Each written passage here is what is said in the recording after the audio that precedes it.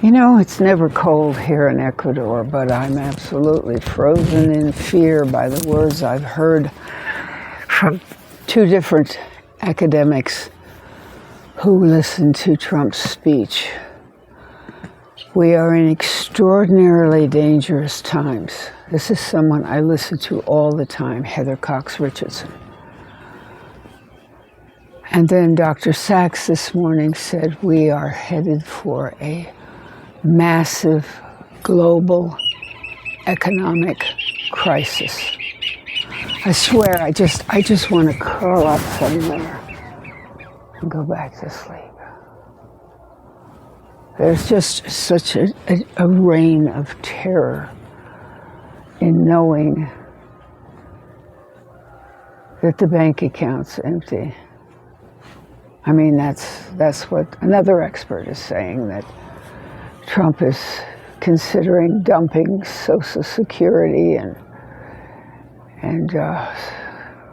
Medicare and Medicaid and food stamps and all of that so that he has the money to fight a war that he has no plans for and doesn't tell us why he's fighting it. We're in trouble, guys. We're in big, big trouble. And when you find yourself in a position like that, you have to imagine sleeping in a car. We don't own a car. With your two little kids and your dog, and neither one of you adults who should have all the answers do. Things are changing too much. The only thing I can count on today is that the sun is coming up. There's still lights on in the village, but the sun is going to come up today. But other than that, I don't know what I can count on except this dog licking my fingers. This is a time of a lot of soul searching, a lot of talking to your partner or your friends or community, being with others who feel the sense of collapse, the sense of vulnerability, the sense of loss.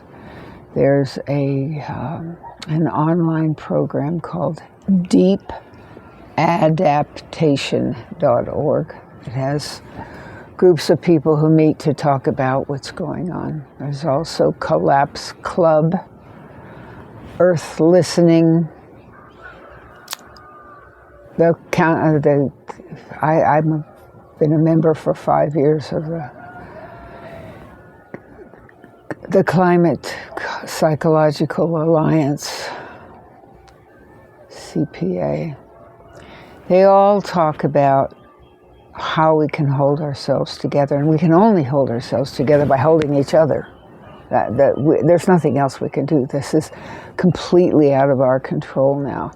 The No Kings was not, because that was us pointing out the problems, and us means people all over the world. There were people. I mean, some of the reports I've heard have said as many as 10 million people came out, and I can't even begin to imagine how Charles felt in London with people screaming "No Kings," but they knew it wasn't about him.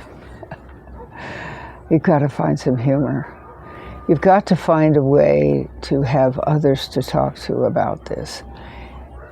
Find a way to reach other friends and take a look at Heather Cox Richardson or Dr. Sachs, S-A-C-H-S, or also Nate Hagen's The Great Simplification.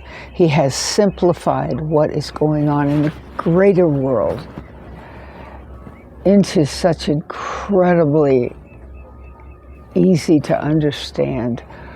Sometimes, and he uses caricatures and things like that, but his research is solid. Nate, N-A-T-E, Hagens, H-A-G-E-N-S, The Great Simplification. If you can't find local people to talk to. You need to talk to people online. You need to stay awake and aware. You need to pay close attention.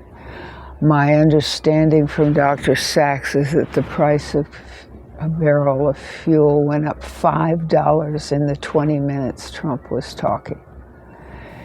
This is just absolutely insane. We have one man who has managed to destroy the economics of the world. According to the experts, I'm just passing this on because I feel a tremendous obligation to tell you what I know from what I've seen over 79 years, more than 79 years, because I've paid close attention. My father circled the globe.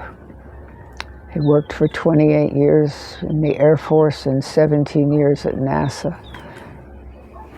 He talked to me about what he learned, what he knew, where to look, who to ask. He encouraged me to reach out to academics, become an academic, and I did. I have 2 degrees in business systems management, studied U.S. taxes, studied computer science before we even had the internet. That's old, let me tell you. But the hardest thing I suffered was the years of Vietnam, 1955 to 1975. 20 years of war, 20 years of spending money on fighting for nothing. And no money for infrastructure. No money to fix the states, no money to fix the roads and the bridges and the schools and the hospitals.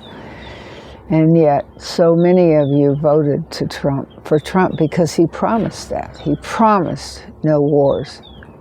He promised a greater America. Well, as of the 2 experts I told you about, you've awakened today to a much less great America.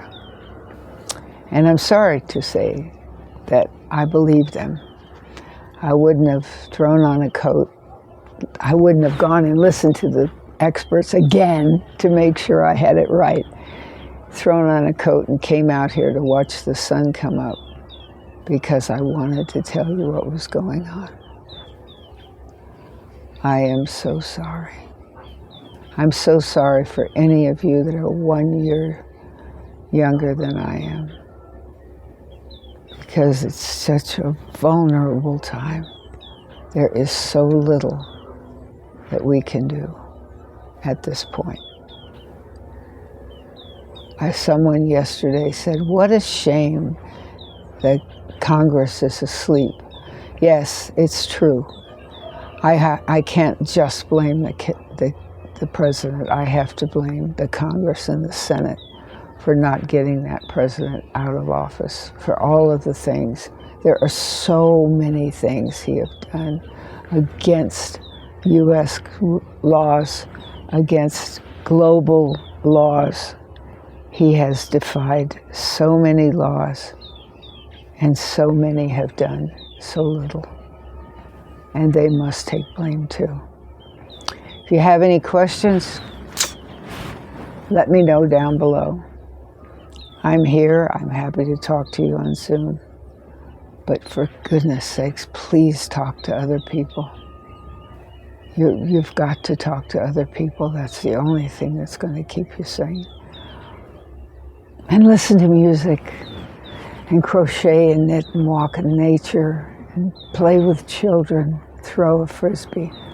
Do whatever it takes to keep yourself in line with life's needs for food and shelter and water and air in the meantime, until it's all gone. Thank you for listening.